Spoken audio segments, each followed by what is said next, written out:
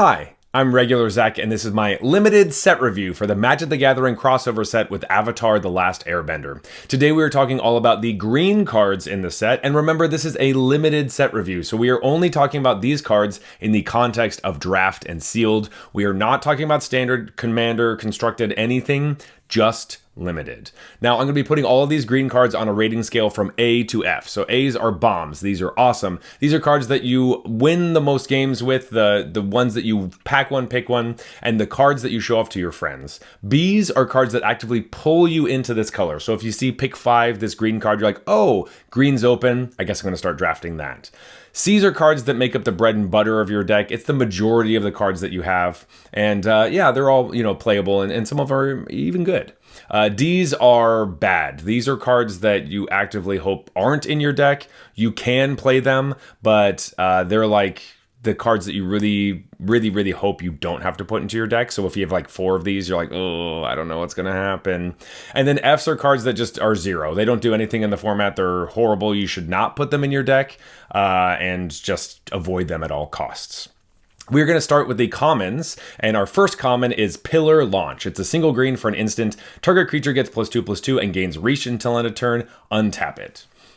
Cool, yeah. The best part about this card is that it only costs 1 mana, so holding this up for an ambush type style thing won't be that difficult, so I am happy with that.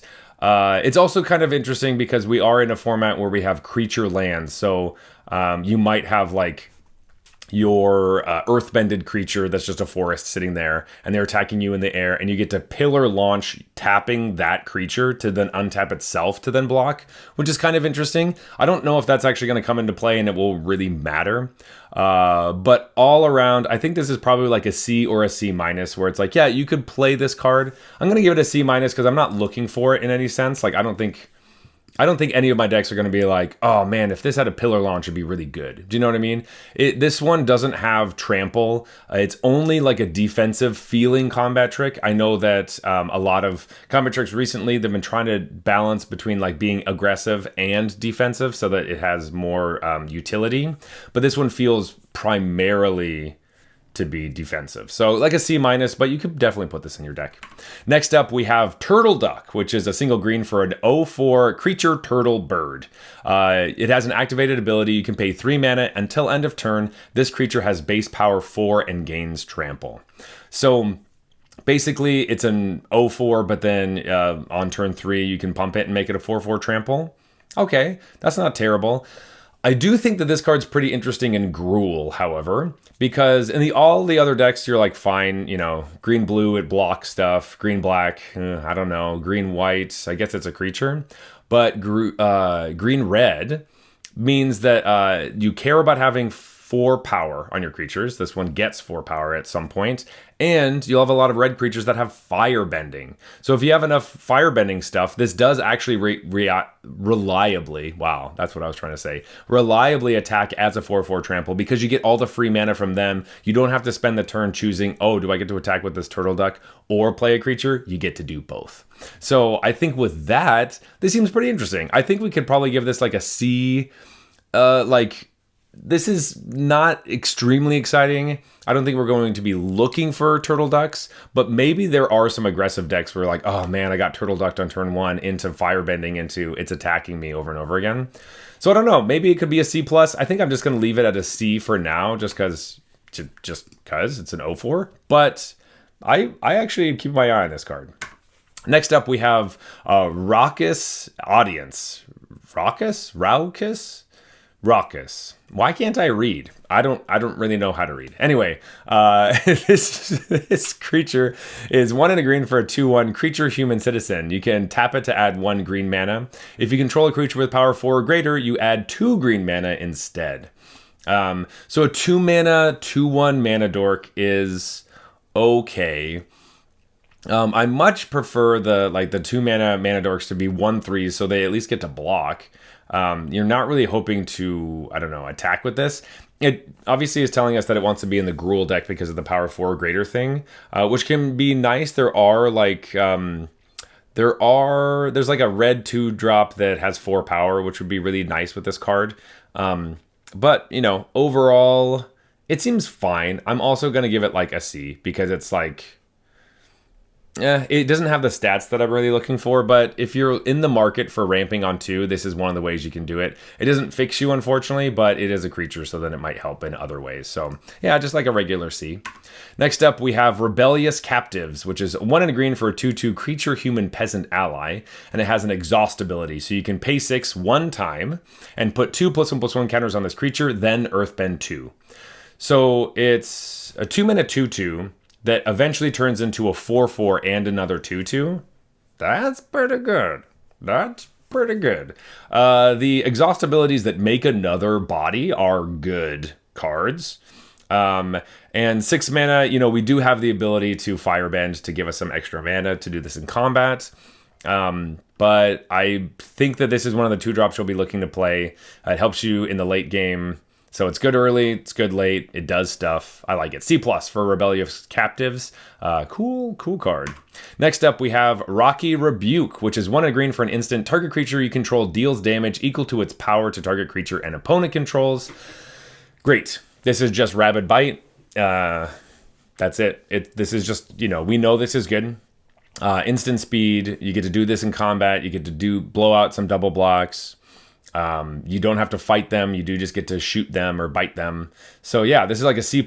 You do obviously still need another creature for this to be a removal spell. If you top deck this with an empty board, it's useless. So there you go. But C+ for Rocky Rebuke. Next up, we have Origin of Metal Bending, which is 1 and a green for an instant lesson. It says choose 1, destroy target artifact or enchantment, or you could put a +1/+1 counter on target creature you control. It gains indestructible until end of turn. Okay. Yes. Cool. So this is a protection spell primarily. I think that we're mostly looking at this as put a +1/+1 counter on something, it gains indestructible, which is nice. I really do like that effect. At 2 mana, little expensive. I love protection spells at 1 mana because it's so much easier to hold up 1. But the versatility that we get off of this, where it's also a removal spell for any pesky artifact or enchantment, is pretty good. There are some crazy mythic enchantments in this set that we would love to get rid of, as well as just like a bunch of pesky artifacts or random things that will happen. So all in all, I like this card. I think it's probably still just a C because, you know, it... just because of I think the mana cost. I mean, 2 isn't really that bad. I don't know why I'm talking myself out of the 2 mana because it's much better than 3, which sometimes we do get like the naturalized effect at 3 mana. So you know what? I do like this card. I still think it's just like a C. Like you could play one of these, and I don't think you want any more than that. But C for Origin of Metal Bending. It's also a lesson, so it's in green. Red cares about lessons as well as green-blue, just the teamer colors in general. So yeah, this might have some more utility beyond just being protection. Next up, we have Ostrich Horse, which is 2 and a green for a 3/1 creature bird horse.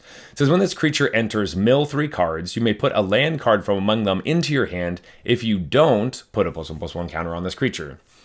So it's a 3 mana 3/1 that draws you a land, or it's just a 3 mana 4/2. So, all right, we have a little bit of mill stuff going on. Most of the mill decks care about the lesson cards in our graveyard or things like that. And so strangely, I mean, we do have 1 reanimation spell in black, so that's, you know, you could play a green-black reanimator thing, but I don't know if that's super reliable. Some of the mill creatures are not that exciting to me, but this one seems pretty fine. It is a 3-drop that helps you hit your lands, and it trades off with a lot of stuff. And in the Gruul deck, it could have 4 power because you don't have to put a land into your hand. You could just 3 mana make a 4 power creature. So that is nice. If you played the Mana Dork and then you played this on 3 and then you could tap the other one for 2 mana to play a 2-drop, that seems like a pretty interesting sequence of events. So yeah, I think there's something here, but it's probably still like a C. I don't think I could trend into a C+ for the Ostrich Horse. You know, I'm kind of talking myself into being more interested in this card. Let's give it a C+. But overall, I don't think any of these green comments are not popping out at me. There's nothing that seems like, oh my god, this is amazing. But I think a C+ for the Ostrich Horse is fitting. Next up, we have Wall Top Sentries, which is 2 and a green for a 2/3 creature human soldier ally. It has reach and death touch. It says when this creature dies, if there's a lesson card in your graveyard, you gain 2 life. So there you go. There's that lesson card in your graveyard thing. Getting 2 life does not really matter that much, but every little random bit of life does help. But the best part about this card is that it just blocks everything and trades with everything. Reach and Death Touch are a very deadly combination. However, it is 3 mana. So that's kind of a tough spot to be in. I really like the Death Touchers to be cheaper. Like 1s and 2s are really nice because you know you're trading them off. We did have an uncommon in a set this last year that was a 1 mana, 1/1 Vigilance, Reach, Death Touch, and that was awesome. I mean, it was an uncommon, so, you know, what are you going to do? But this is doing an impression of that. Just a very expensive impression. So I'm probably just going to give this like a... It doesn't really synergize with a lot of things. I think we just kind of give this like a C, and it's bread and butter. It's fine. It's good. I'll put it in my deck, but I'm not looking for it. Next up, we have Cycle of Renewal, which is 2 and a green for an instant lesson. Sacrifice a land. Search your library for up to 2 basic land cards. Put them onto the battlefield tapped. This is basically a new Harrow, which is nice. I think the only difference is that I think Harrow you had to, as an additional cost to cast it, you have to sacrifice a land, so you could still get countered and just sacrifice a land for 3 mana. This one obviously does it on resolution. So yeah, if you have landfall synergies, it is at instant speed, so maybe someone's going to destroy one of your land creatures, you can sacrifice it and get 2 lands plus another one. That can be nice. Also, I really think sacrificing one of your earthbended creatures is probably the best thing to do, because then you're just ramping 2 things, because you're going to get that land back. So if you have any cards that say Earthbend 1, I think this card is way better, because then you're Earthbending 1, you have like a pesky little 1/1 land, who cares? But then you sacrifice that land comes back tapped, and then you get 2 more on top of that. That's a pretty big, instead of like jumping up 1 turn, you get to go up 2, which is huge. So if that is the case, I think this goes into like feeling like a B-level card. If you're doing that specific situation, it really just, it matters if we want to be ramping that much. I don't know if we do. So I don't really know exactly where we're fitting in this. There aren't a ton of cards that are like, wow, this is 1,000,000 mana. Do you know what I mean?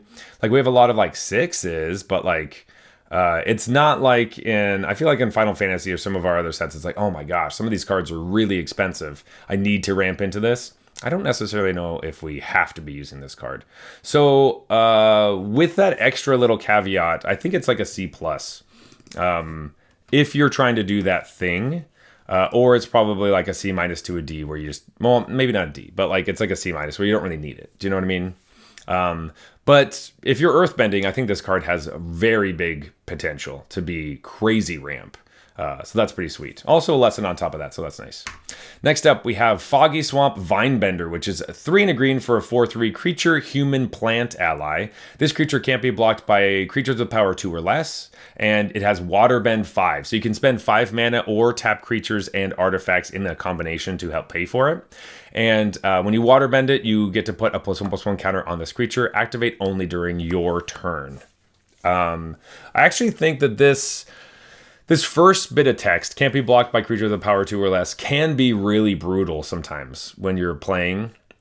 Just because there do become situations where you're like, oh my gosh, I can't chump anything. I make all these tokens, I'm the sacrifice deck, but I can't chump this thing. And it gets bigger and bigger and bigger if you happen to have more creatures out, or if you're firebending, you get extra mana, all those kinds of things. So, you know, once again, this feels like a nice card. I don't know if I'm looking for it, but I am happy that it has 4 power. There's a bunch of random cards that are like 3/4s, but they look like they're Gruul, and it's just like, why doesn't this have 4 power? It's so annoying. So this might actually be a player in those types of decks. But sometimes the 4 mana slot can be kind of an interesting one where you're like, if I'm not getting a card out of this, is it really worth it? Is this my big beater? I don't know. I'm going to give this like a C. I think it's perfectly fine, but not extremely exciting. Next up, we have Earthbending Lesson, which is a 3 and a green for a sorcery lesson, and it just says Earthbend 4. So you get to turn one of your lands into a creature. It has haste, and you get to put 4 +1/+1 counters on it because this is Earthbend 4. And then when that land dies or is exiled, return to the battlefield tapped. Okay, I do think Earthbending is good, and I do think it is strong. I think this card is not, however. A 4-mana 4/4 is just not good enough, especially because now you're like, it's not just a creature. Also, if you play this on turn 4, it's a tapped 4/4, so you don't get to block with it. That's a problem.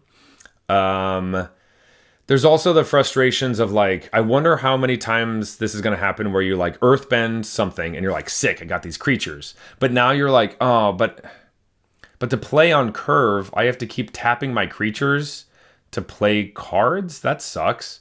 Now I kind of feel like I need to block, and so I can't tap this 4/4 because I put a card, an entire card into just this 4/4. And now I don't want to use it as a land because then it's just not a creature. And what did I even do? Did I do anything with this card? I think Earthbending Lesson is pretty bad. I think this is probably like a D. Like, we don't want to be playing this card. I do think Earthbending is good. However, there's a lot of cards that just Earthbend from other stuff. We saw that 2-drop earlier that just randomly Earthbend. There's a lot of cards that when they enter, they Earthbend. Those things are awesome. It's all just extra. But this is not extra. This is just Earthbending. And I think that's just not good enough. You need it to be like a little bit of a, the cherry on top of some extra stuff all around. You know what I mean? So I think Earthbending Lesson is a D. I don't think you should put this card in your deck, even though it's a lesson. Next up, we have Badger Mole, which is 4 and a green for a 4/4 creature Badger Mole. I love when the name is the same as the creature types. I think it's really fun. Well, I guess its name is Badger Mole, and its creature types are Badger Mole. But anyway, this is what I was talking about. 5 mana for a 4/4. When this creature enters, Earthbend 2. And then creatures you control with +1/+1 counters on them have trample. So this one doesn't have trample, but you give your 2/2 Earthbended land trample, which is kind of funny. But yeah, so this is how we want to get our Earthbended stuff. This is also 5 mana for 6 power and toughness over 2 creatures. So that's great. This is like a C+. I do like this card a lot. And I think it'll be a player. 2 bodies are awesome. And yeah, give the extra bit of all your Earthbended creatures have trample is nice. The other thing you want to know about Earthbending is that you don't have to make new creatures every time. You can just pick the land that you already made into a creature. So let's say that Badger Mole came down. You already had an Earthbended 2 land, so you have like a 2/2 sitting there. This could just put 2 more counters on that and make it a 4/4, and now it has trample. So that's pretty good. I think that's going to be really important with this card specifically because of the trample clause, because otherwise you just have a bunch of 2/2s and 3/3s with trample. You'd much rather make some bigger ones. So C+ for the Badger Mole. Yes, this is how we want to Earthbend. Badger Moles would know. Next up, we have Sabertooth Moose Lion, which is 4 green for a 7/7 creature elk cat. It has Reach and Forest Cycling 2, where you can pay 2 mana, discard it from your hand, and go get a forest from your deck, put it into your hand, and shuffle. 6 mana for a 7/7. That's a body, but it just has Reach, so it does block a lot of things. It's big. It's annoying. It doesn't have trample. It doesn't gain you life. So I think it's here. It's probably like a D+, where it's like, I don't really want to play this. I don't want to play very many of these land cyclers at all. I don't think any of them are very good. They're not very exciting. And this 6-drop slot in green, we tend to get creatures, like we've had some really good ones where it's like, oh, they cycle, but then they also like enter and they have Reach and they gain 4 life or whatever. This one specifically only gets a land. It's only a forest, so you can't fix your mana. We've had cards that let us fix before. It doesn't have trample, so attacking is not amazing. And the fact that you're not gaining life means that you could play this card to try to stabilize the board. You could still die from a bunch of little creatures. So I think it's really just not worth it. I think there's going to be better things to play, but you'll have to play it every once in a while. But you shouldn't look for this card, right? You shouldn't be like, oh, sick, I got it. Like, no, this is like, all right, well, I need something at the top, and I guess this is what it's going to be. So D+ for the Sabertooth Moose Lion. Next up, we have the uncommons. Hopefully they're better than the commons. Nothing in the commons was very exciting or jumped out at me, but there are definitely some good uncommons here. So, Seismic Sense is a single green for a sorcery lesson. It says, look at the top X cards of your library, where X is the number of lands you control. You may reveal a creature or land card from among them, put it into your hand, put the rest on the bottom of your library in a random order. This is kind of a weird card because you don't want to play this on one, right? Because if you play this on turn one, you get to look at the top one card of your library, and if it's a creature or land, you get to put it into your hand. So you just kind of hope. So a lot of times that is what this slot is for. However, sneaking one mana into a bunch of other situations might not be that hard, because we could think of this as just like a cantrip. That it's just a cantrip that draws you a creature, basically, or a land if you really need it. But that part of the card, the looking for lands part of the card, feels bad because you will look at significantly less cards, and it's easier for you to whiff if you're looking for a land, right? Because you have one or two lands, and you're like, where's my third land? I got to find it. You only get to look at two cards. It's not like the ones where you get to look at four every single time, where you have a much higher chance of getting it. So this really wants to be in a I'm looking for a threat situation. So it needs to be a card where you're looking for creatures. And so if that's the situation, I usually don't play these cards very much, honestly. So it's probably like a C- because of the fact that I think you can play this card. You know what? I'm talking myself down and down. I had this a little bit higher, but now the more I think about it, the more I'm like, it really just draws you a creature, and that doesn't seem really good enough. You get a lesson in your graveyard. You know what? I'm going to give this a D. I don't think I'm going to put this in my deck, and I don't think I really want to, just because it doesn't give you lands, and which is what I would much prefer to have something that's cheap like this be finding me lands early than hoping to draw this as like, oh, well, I didn't draw my big creature, but this will help me find my big creature. That situation is not going to happen nearly as much. So D for the Seismic Sense. Next up, we have Haru, Hidden Talent, which is 1 and a green for a 1/1 legendary creature, human peasant ally. Whenever another ally you control enter Earthbend 1. Whoa! That is a payoff for allies, for sure. Every time you play an ally, you get to Earthbend. Also, remember, it doesn't say non-token ally, it just says ally. So, I mean, we have a lot of tokens that are allies. Green-white likes this card a lot. Like, this is going to be crazy. There's also a bunch of, like, there's a red card that makes an ally token. There's a bunch of random allies throughout the entire set. I think allies in general is kind of like a 5-color strategy. I mean, there's a lot of good ones at higher rarities in 5 colors. But green-white's going to love this card. I think this is like a B-. Like, if you see this card, you're like, oh, okay. That deck feels open, because getting a creature every time you play a creature is very, very strong. So this is a good card, and I like it a lot. Next up, we have Unlucky Cabbage Merchant, which is 1 and a green for a 2/2 creature human citizen. When this creature enters, create a food token, and whenever you sacrifice a food, you may search your library for a basic land card, put it onto the battlefield tapped. If you search your library this way, put this creature on the bottom of its owner's library, then shuffle. So you get a 2-mana 2/2 with a food. All right. Already, Waterbenders rejoice. We get a creature and a token. That's awesome.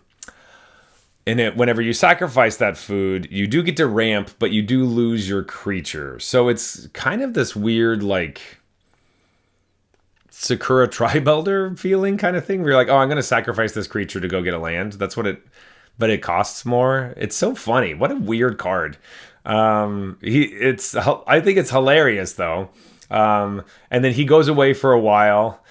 In the show, it's funny because you see him multiple times throughout the seasons. He just kind of pops up, and this is what it's going to feel like in the actual in the actual game, because you'll play him, you'll play the cabbage food, and then you'll sack the cabbage, and he goes, "My cabbages!" And then he goes back in your deck, and then you just wait and you see him later. So that's kind of funny. uh, but anyway, so the design of the card is awesome. Is it good?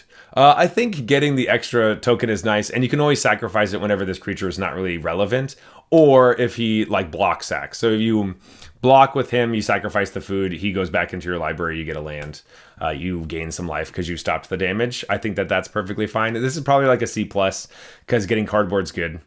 So C plus for cabbages. All right, next up we have Sparring Dummy, which is 1 and a green for a 1/3 artifact creature Scarecrow with Defender. You can tap it and mill a card, and it says you may put a land card milled this way into your hand. You gain 2 life if a lesson card is milled this way. So this obviously cares about lessons, but I think the biggest thing is that you want to be able to get lands into your hand. And it only mills 1 card, so like it is just like putting stuff in there. Green-blue has some like mill strategy things, and there are some flashback cards in the set in general. And lessons are a thing that blue and green care about. So it could be going into that deck. It's a 2-mana 1/3, so it has a good body to block most things early. So yeah, okay, this could be good. You have to be wanting to mill. That's the biggest thing. But it's probably like a C. I don't think we're really going out of our way to find this card, but it is a role player, I guess. If you draw a bunch of lands off of this, you'll be so happy. Like that's tap, draw a land is awesome. You just have to make sure that you actually draw them and aren't just milling for no reason. I think you want to be milling for a purpose besides just the land. So C for Sparring Dummy. Next up, we have Leaves from the Vine. Oh my gosh. It's 1 and a green for a Enchantment Saga. It has 3 chapters. First, you mill 3 cards, then create a food token. Second, you put a +1/+1 counter on each of up to 2 target creatures you control. And then third chapter, draw a card if there's a creature or a lesson card in your graveyard. So, once again, another mill card. We haven't seen a lot of payoffs so far for mill, but we are getting a lot of mill things here early. Milling 3 cards, create a food. Perfectly fine. Yeah, if you want to be doing that. Putting counters on your creatures. If you do this on turn 2, obviously you don't want to do that because you don't have any creatures. You might have 1. So I would hope to play this much later. And then drawing the card at the end if you milled a creature or lesson card earlier, essentially.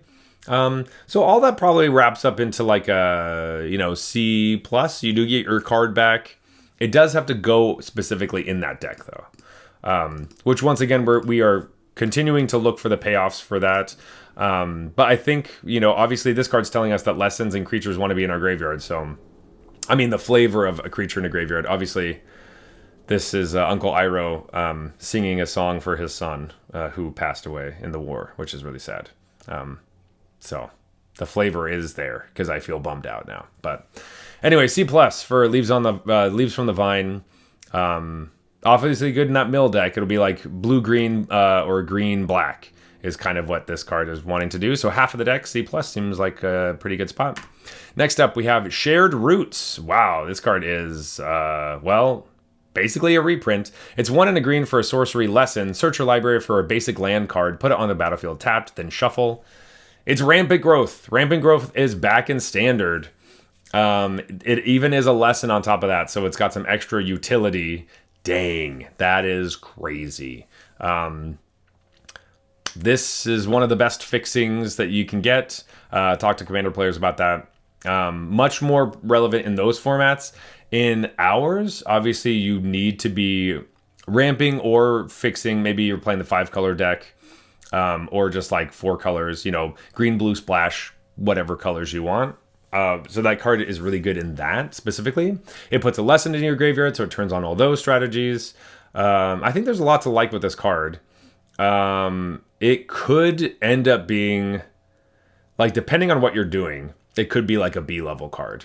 I'm going to be generous with this. I'm going to give it like a B-. I do like this. Obviously, it's not putting a body on the board, but it is pushing you straight to like, turn 4. So that can be really powerful and very scary. So Shared Roots, some power in this card. That's really nice. Next up, we have True Ancestry, which is 1 and a green for a sorcery lesson. It says return up to 1 target permanent card from your graveyard to your hand, create a clue token. So it's kind of interesting. If you're milling a bunch of cards, you could think of this as like, you know, Demonic Tutor plus you get to draw a card. Because you are drawing a permanent from your graveyard, so you are getting whatever you want back. But 2 mana to do that, plus you get a token so that either you get to tap it for waterbending or you get to draw a card with it later. That's all very exciting.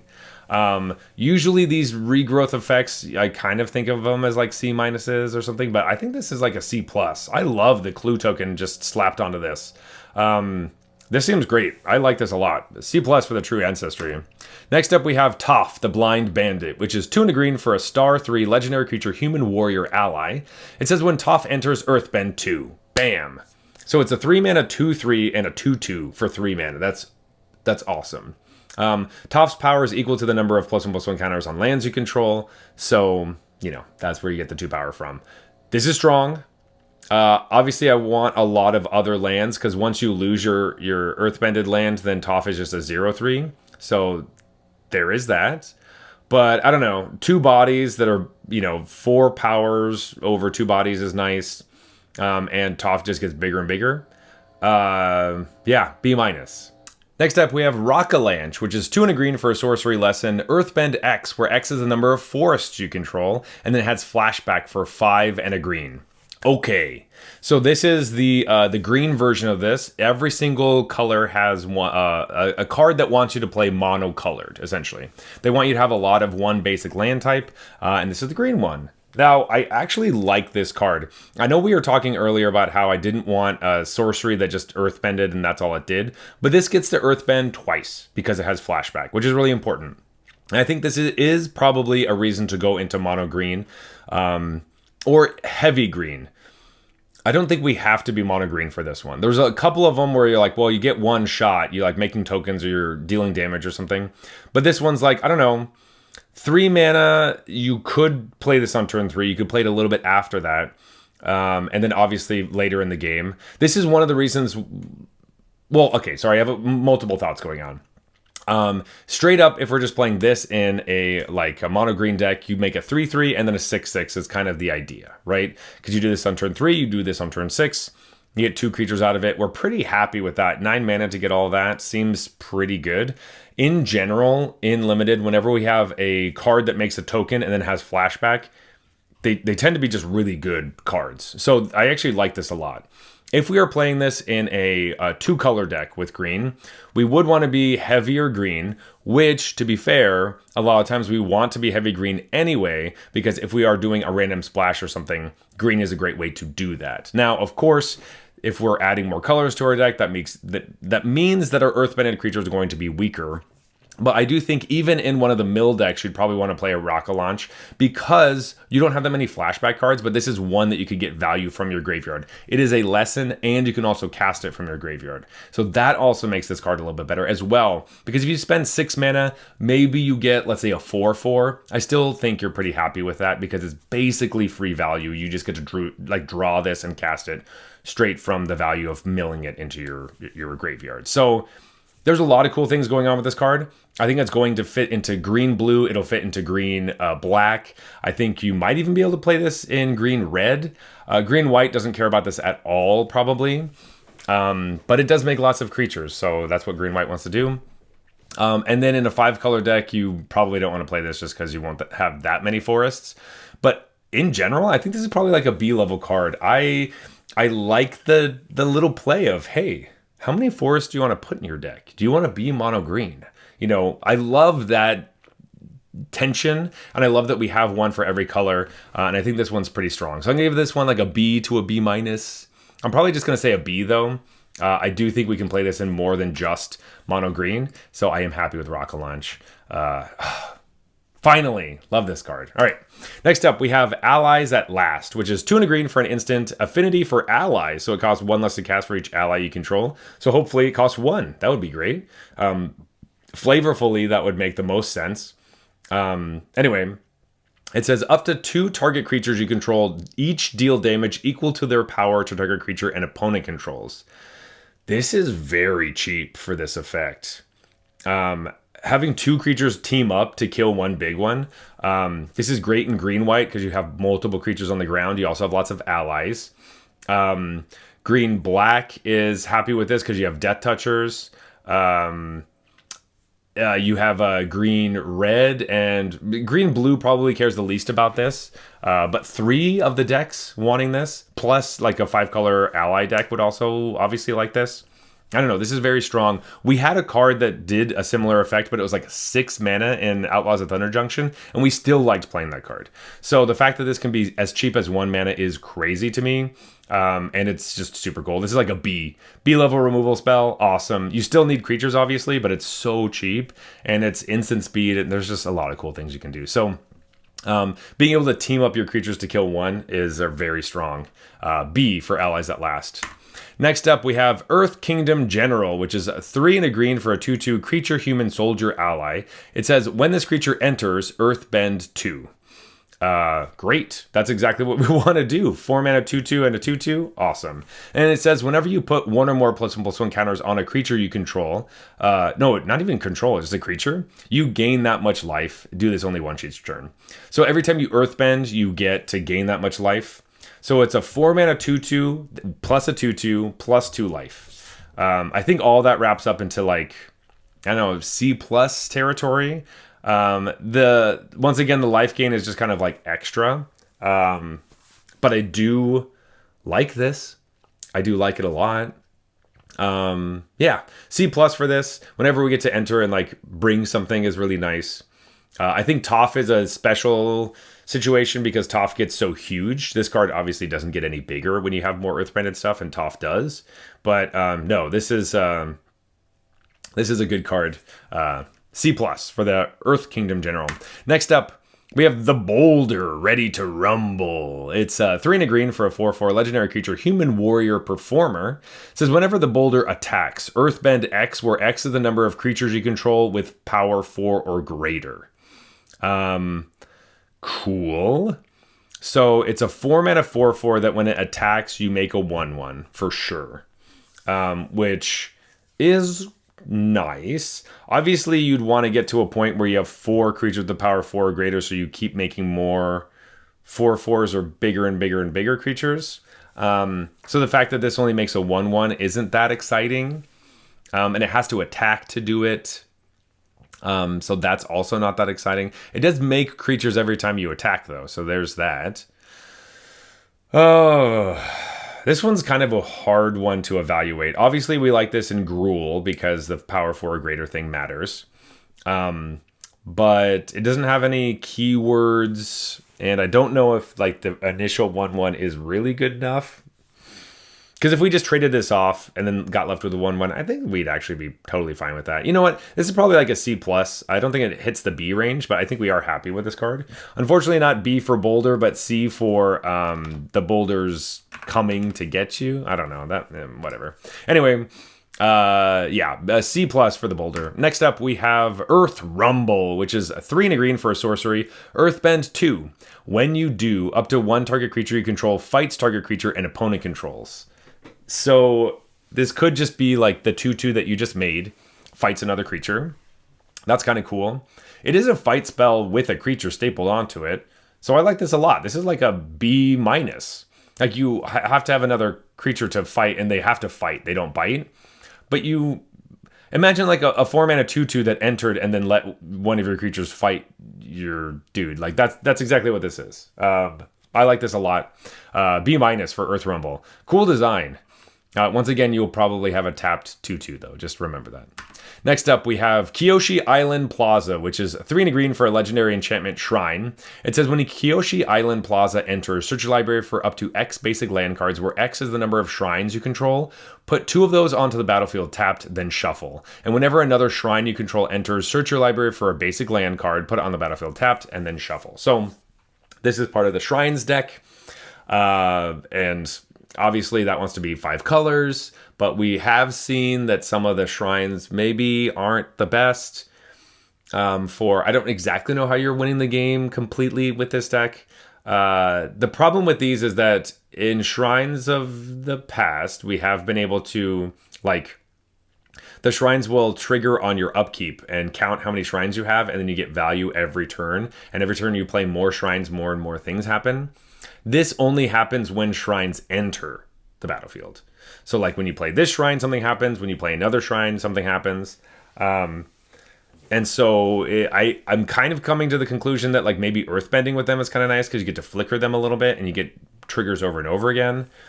But you do, that's a very specific thing, and it is very heavy white, while the white shrine doesn't really fit into those shrine deck because it gives +1/+1 counters to everything. I do think that this card is important in that deck, however. If you are trying to do the shrine thing, you need this one, because this one fixes your mana. It is 4 mana to do it, but it is one of the really important ones. So there's that. And also you want to be ramping because you probably have something big at the top end because you're playing like 5-color shrines plus whatever other good 5-color stuff you got. I don't really think this deck is going to be a thing, however. So I don't know if we want to play this card at all. It feels much better in a constructed type of thing where you get to kind of actually build it yourself. In that deck, I think this is going to be one of the shrines where you're like, okay, I guess I can go into it because you need this one. I think you have to have this one to play the 5-color shrines deck. In a non-shrine deck, I'm not interested in spending 4 mana to get 1 card. I guess maybe if I flicker, but I'm not playing green-white and then ramping. So in a non-shrine deck, this is like a D to like an F, like bad. In a shrine deck, this is really important, so it's probably a B-level pick. But I think overall you shouldn't play the shrine deck. I don't think it's going to be any good. So maybe in Historic Artisan or something, then it'll be cool. Where you're just like, you know, that'll be a fun if there's a midweek Magic where we get to do that, to play the Shrines deck. But in Draft, I think it's a no-go, non-starter. Next up, we have Invasion Tactics, which is 4 and a green for an enchantment. When this enchantment enters, creatures you control get +2/+2 until end of turn. Whenever one or more allies you control deal combat damage to a player, draw a card.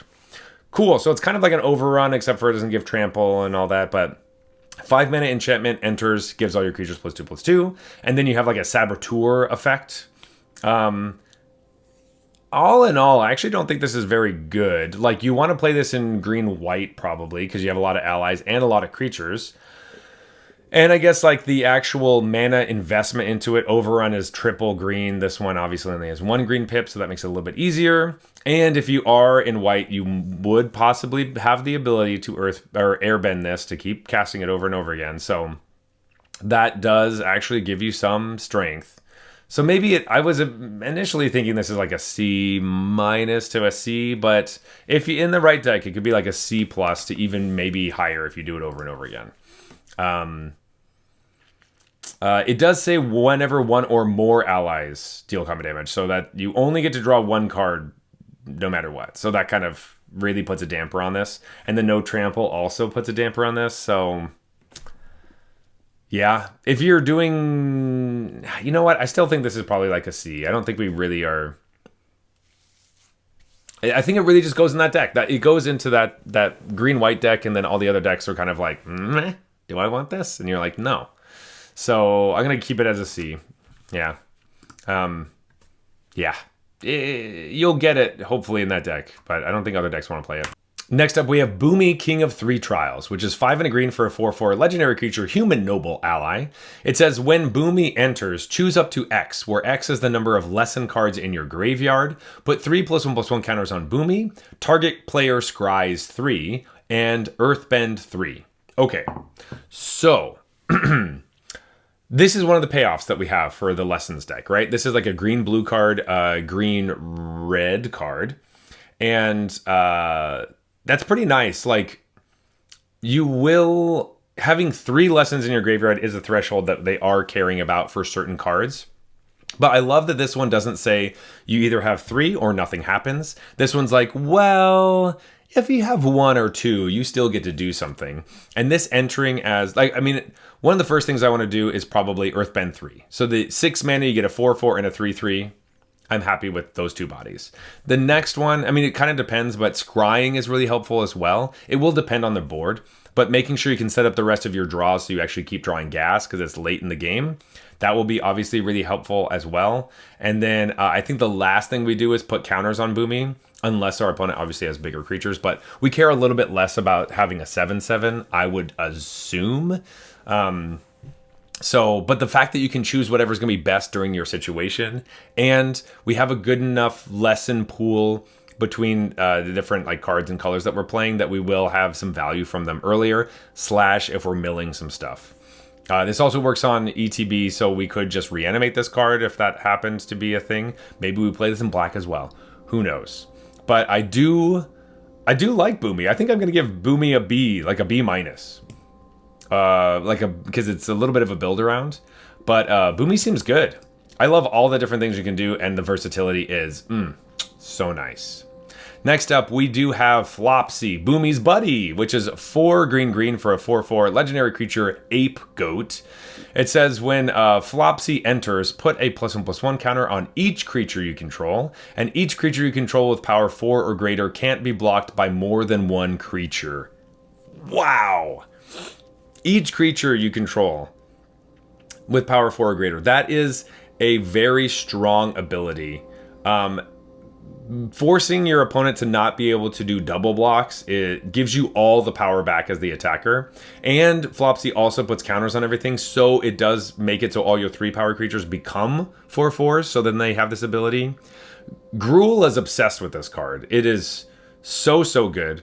And you might even be able to sneak this into green-white just because there's so many. I mean, it's kind of expensive, but putting a counter on all your creatures and having another creature is pretty nice. I think this is just straight up a B for Buddy. This card is awesome. And it's going to be so brutal where you're like, okay, I have lots of like 2/2s and 3/3s and stuff, and I can do some nice little blocks and, only trade off 1 card each. And then they slam this and you're like, okay, so I guess I'm just chumping everything. That sucks. Obviously, much worse on an empty board, so that does suck. But it does say put a +1/+1 counter on each creature you control. So Flopsy does enter as a 5/5. So just remember that as well. That is really nice. Yeah, B for Boomy's buddy. Next up, we have the rare cards. We're starting off with Earthen Ally, which is a single green for a 0/2 creature human soldier ally. And says this creature gets +1/+0 for each color among allies you control. So this is a 1-mana 1/2, always. I mean, it obviously goes up, but, it's never actually 0. And then it has an activated ability. You can pay 2 and Wooburg, white, blue, black, red, green, to Earthbend 5. So kind of the question here is, do we want to play this card? Like, do we build 5-color allies because of this card? I don't really know. I don't think so. But having the ability of like 7 mana with Wooburg, make a 5/5 every turn, seems strong. But it's not. Is it game-winningly strong? Because there are kind of diminishing returns where like you start to have to tap your creatures to then keep making more creatures. So then you aren't just like winning the game. It will win board stalls, but your 1-mana 1/2 that like slowly gets a little bit bigger each time. It doesn't help you get more allies on the battlefield of different colors. It doesn't draw you any cards. I mean, it makes a creature so that kind of feels like drawing a card, but it doesn't fix your mana, and the payoff seems fine. I think this is either like it probably looks closer to like a 1-mana 2/2 because you probably have like one other ally of a different color at some point. But ultimately, we're probably playing this at like a C level, and we don't really want to be picking this highly. And I don't think that 5-color ally deck is real or strong. I do like the Earthbend ability, though. I just don't think we're going to get there. You know what I mean? I just don't think it's going to happen. But I'm also a naysayer, so I'm not much of a dreamer anymore. I think I've gotten that beaten out of me. So maybe this card's a lot better, but I think ultimately it's probably just going to be like a 1-mana 2/2. And that's even just like, that's if you're yeah, this is probably like a C minus then. I don't think we want to play this card. I don't think it's going to happen. This looks like a constructed card, a seed for like the allies deck. Even though, you know, Earthbending 5 for 7 mana is not even a good constructed thing to do. Maybe this isn't good at all. Maybe it's just a bad card. Maybe. Next up, we have Great Divide Guide, which is 1 and a green for a 2/3 creature human scout ally. It says each land and ally you control has tap, add 1 mana of any color. There we go. This is the card we are just talking about that we needed. The last one's a bit more of a payoff where you can like win the game, but these are the ones that I'm really interested in. Because if we're playing 5 colors anyway, I don't think we have to be so like narrow with our ally stuff. This turns all of our like tokens into mana dorks. All of our lands are fixed for every color, which is really nice. And this creature itself is also a 2 mana, 2/3 mana dork. I think this is just like a B level card. And this is what we want for the allies deck if we're trying to play 5 colors. But what you're going to probably want to do is that like your 5 color deck will just be playing all the best cards you found in pack 3, not specifically saying, oh, well, you need to, you know, earthbend and do that kind of stuff. I don't think that last one's going to be very good because you have to have all 5 colors. I think being able to have the ability to be like, oh, we're really 4, we're really, you know, 3 or this, 3 in a splash or, you know, whatever, 4 in a splash. We don't have to be dedicated like 5 colors or our deck isn't working. And I think this card's going to be a really amazing early card that we want for that deck. So, yeah, Great Divide Guide. Great job, buddy. That's so much. And if you make any tokens that are allies, forget about it. Like, you're making so much mana. That's awesome. Next up, we have Earthbender Ascension, which is 2 and a green for an enchantment. When this enchantment enters, Earthbend 2. So it's a 3 mana 2/2. Then search your library for a basic land card put on the battlefield tapped. Whoa. 3 mana 2/2 go get a land that's a great card. Like, that's at least a C+. And then it has landfall. Whenever a land you control enters, put a quest counter on this enchantment, so it's going to get 1 immediately. It says when you do, if it has 4 or more quest counters on it, put a +1/+1 counter on target creature you control. It gains trample until end of turn. So now it's like every time you play a land, like you're slowly building up, but like on turn 3, let's say you play this on turn 3, it gets a counter immediately, and then you have to wait a couple turns to get 4. But we do have ways to like get more lands. Or if the earthbended land that you had dies, it will then re-enter and then trigger this again, and you're getting closer and closer to putting counters on stuff and getting trample on your things. I think this card's like a B+. I actually think this is really good. It does awesome stuff early. Obviously later it takes some time to get the +1/+1 counters on it, but like it's going to be really hard to deal with once it's going. And adding the trample is huge here. Like, this is a beating. I think this card's like great. B+. Awesome card, Earthbender Ascension. Really nice. Next up, we have the Earth King, which is 3 and a green for a 2/2 legendary creature, human noble ally. It says when the Earth King enters, create a 4/4 bear creature token. It's Bosco. And whenever 1 or more creatures you control with power 4 or greater attack, search your library for up to that many basic land cards, put them on the battlefield tapped, then shuffle. That's pretty crazy too. It's a 4 mana 2/2 with a 4/4, so it's 6 mana for 4 mana. Sorry, it's 6 power and toughness for 4 mana. That's what I meant to say. 6 mana for 4 mana. But whenever 1 or more creatures you control with power 4 or greater attack, so Gruul obviously loves this. You can enter and then immediately attack with something. Or it's just like, boom, we have the Earth King. We're ramping when we're attacking with Bosco. If we get to like airbend the Earth King, we get to make another Bosco because they're not legendary. So I love when the tokens aren't legendary. That's so nice. So that's really fun. So green-white is also interested in this card. I think every deck would like to play this. I think this is probably like, I don't know. This is probably like a B+. Is this a B+? Or like even, is it an A? No, it's a B+. It's really good, but you do need some other cards to be good around it as well. You know what? That just feels really strong. I'm going to give it like a B, not like a B+. I'm going to give it a B. But the power is definitely there. I think the airbending abuse sounds awesome, or the flickering abuse sounds really nice as well. Next up, we have Diligent Zookeeper, which is 3 and a green for a 4/4 creature human citizen ally. It says each non-human creature you control gets +1/+1 for each of its creature types to a maximum of 10. Okay, so there are a lot of random creatures that have a bunch of random creature types, but almost all of them are two things. There's like wolf bat or like otter penguin or all that kind of stuff. And so this gives +1/+1 to each of those, for each of those types. So it's like your wolf bat gets +2/+2. That's strong. That's very good. I love the maximum of 10 here because in constructed, then you have like changelings, which would just be 1,000,000. But changelings still get sorry, non-humans. Changelings don't work with this card. I keep forgetting that. Every time I look at this card, I think, whoa, changelings, but they have to be non-humans, and changelings are everything. Okay. So then the maximum of 10 thing is pretty crazy because I don't even know how you're going to get that many creature types on a creature. But anyway, there is a white common that's 1 mana that has 4 creature types, and so it gets huge with this card. So I think that common, like its stock goes way up if you have the Zookeeper, which is a really funny, weird non-deck. I love this card. I love that it's in here. It's definitely a build around because it doesn't do anything. It's a Lord for 4 mana, but it is a 4 mana 4/4, so it does have some other synergies with Gruul and stuff.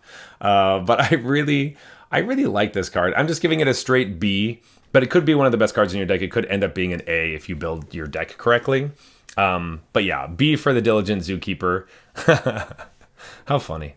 Next up, we have Avatar Destiny, which is 2 green for an enchantment aura. Enchanted creature you control. Enchanted creature gets +1/+1 for each creature card in your graveyard and is an avatar in addition to its other types. We found the mill payoff. Here we go. This is what we're talking about.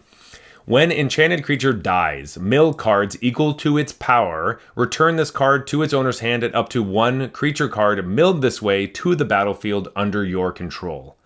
Whoa. Okay. So this is a 4 mana enchantment that hopefully gives your creature +1/+1 when it's on the battlefield. But if you're doing this right, you're playing all the cards that care about milling things, right? Then you can brawl with your creature. This thing dies. And obviously the worst things about auras is that like they obviously did die. Like they're card disadvantaged because a lot of times you can, like, when you try to target your creature, your opponent can kill it or whatever. Obviously this is if you're safely have Avatar Destiny on your creature. It dies, you're happy with that, you mill, I don't know, 3 cards. If you find a creature in there, that's amazing because then it just goes right onto the battlefield. And then you get to put this card back into your hand. It lets you cheat creatures out from your graveyard, so you want lots of big creatures as well as different things. Green-black really likes this card a lot. But the fact that you get to do this over and over and over again, hopefully not milling yourself out, but it is super cool. I think this is an A-. You do have to build a deck with tons of creatures, otherwise it's not going to be amazing. But that's not that hard to do. We already want a lot of creatures in our deck, like 15, maybe, like if you push the limits and go to like 17 creatures, plus this is 18, and then the rest of your deck is like 5 removal spells, I think you're pretty happy with that. This is awesome. I like this card so much. What a great card. It's like, I love when auras are actually good, and this one's good. I think this is definitely pushes us there. Next up, we have Elemental Teachings, which is 4 and a green for an instant lesson. It says search your library for up to 4 land cards with different names and reveal them. An opponent chooses 2 of those cards, put the chosen cards into your graveyard and the rest onto the battlefield tapped. This is bad. 5 mana to ramp 2 lands. Why don't we just play the uncommon Cycle of Renewal where we sacrifice the land, but it only costs 3 mana? Obviously, we're only going up, 1 in that situation, but we just talked about how you could Earthbend and make it 2. This card is not for us. This is a combo type of thing where like maybe the land cards going into your graveyard isn't a bad thing because you can play lands from your graveyard anyway. We don't have ways to do that in this draft format. We don't really care about this. This looks like it's a commander card, and in draft this is just a straight up F. You shouldn't play this. Almost all of our cards are basic lands anyways, and so even having 4 targets to go use that are of different names for this card is going to be difficult. So don't play this. You don't get enough value for 5 mana. This card sucks for us. Play it in other formats. All right, next up we have the Mythics, and one of my favorites. We have Badger Mole Cub, which is 1 and a green for a 2/2 creature Badger Mole. It says when this creature enters, Earthbend 1. Okay, so a 2-mana 2/2 plus a 1/1. That's really nice. And it says whenever you tap a creature for mana, add an additional green. So every Earthbended creature that you have that is a land that has a mana ability taps for an extra green every time you tap it. That is awesome. I love this card. I think this is going to be very good in Constructed. So that's part of what gets me excited for it. In Draft, I still think it's very good. 2 mana for a 2/2 and a 1/1 that taps for an extra mana, so you're ramping. Like, this is great. This is great. You have so much you can do here. It also sets up your Season of Renewal thing really easily. I don't know. I like this a lot. This is like a B level card. Badger Mole, B for Badger Mole. It sets up so much stuff. It doesn't win us the game, but it sets it up. Look how cute and strong he is. He's great. I love him. Badger Mole Cub, B. Next up, we have our last card of the entire thing, our whole set review for green. This is the Legend of Kyoshi, which is 4 green for an enchantment saga. And the saga says it has 3 chapters. The first one is draw cards equal to the greatest power among creatures you control. The second one is Earthbend X, where X is the number of cards in your hand. That land becomes an island in addition to its other types. And then you can exile this saga, return to the battlefield, transform under your control as Avatar Kyoshi, which is a 5/4 legendary creature avatar. It says lands you control have trample and hexproof, and you can tap to add X mana of any one color where X is the greatest power among creatures you control. So it itself is a mana dork for 5, which is a lot. I mean, obviously we're already at 6 mana, so maybe we don't care that much. But let's break this down. 6 mana to draw cards equal to the greatest power among creatures we control. On its own, empty board, 0. Earthbend X, where X is the number of cards in your hand. On its own, late in the game, X is 1, 2 mana. Then we flip it into a 5/4 and all that jazz. Obviously, we're hoping that we actually have a board when we play this card. But the fact that it's at its base with nothing else going on, it's pretty bad. It's kind of scary. The draw cards equal to the greatest power among creatures you control thing obviously goes on the stack as well, so your opponent could, kill something in response to it. If we have, I don't know, something conservative like a 3/3, right? We play this, we draw 3 cards. We're happy with that. We Earthbend 4 or 5, and then it's a 5/4. It does give us a lot of stuff going on. I think there is something here. It's probably like a C+. But for a Mythic, that feels kind of bad, right? It doesn't feel like we're fully getting everything that we want out of this card. And so it's kind of a little bit of a feel bad having a C Mythic. I just don't think that we have enough going on. The trample and the hexproof part for lands is like kind of nice, but we're not really that worried about our lands dying because they just come back anyway. I mean, obviously they're not creatures, but still. And then we get to ramp into what? Like, this was our big card, right? What are we ramping into after this? So that all feels kind of bad, honestly. So, not that impressed. All the other enchantment sagas have been really cool, and I love Kyoshi, but I think that this one's just kind of significantly worse than the other ones. So, even though it draws us cards sometimes. Yeah. Anyway, tell me what you think. Am I completely wrong about this? Is this card awesome and I just am not seeing it?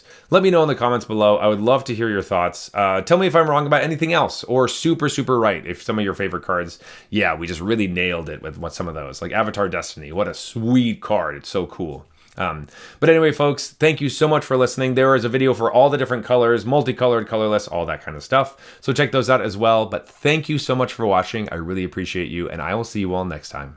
Bye.